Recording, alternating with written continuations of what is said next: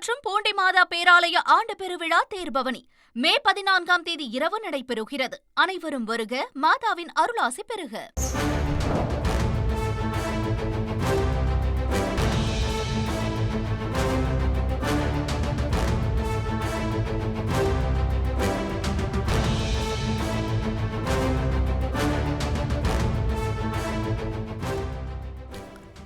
இந்திய ராணுவ படைகளுக்கு இபிஎஸ் வாழ்த்து தெரிவித்திருக்கிறார். பாகிஸ்தானின் தாக்குதல்களை முறியடித்து நம் நாட்டு மக்களை காத்து வரும் மேன்மை மிகு ராணுவ படைகளுக்கு எனது வாழ்த்துக்கள் என்று இபிஎஸ் அவரது வாழ்த்துச் செய்தியை பதிவிட்டிருக்கிறார்.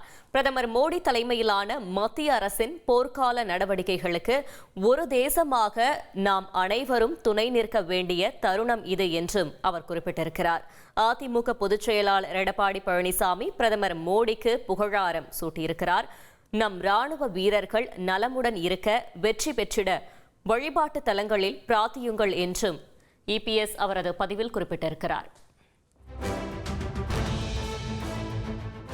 பூலோகம் போற்றும் பூண்டி மாதா பேராலய ஆண்டு பெருவிழா தேர்பவனி மே 14ஆம் தேதி இரவு நடைபெறுகிறது. அனைவரும் வருக, மாதாவின் அருளாசி பெறுக.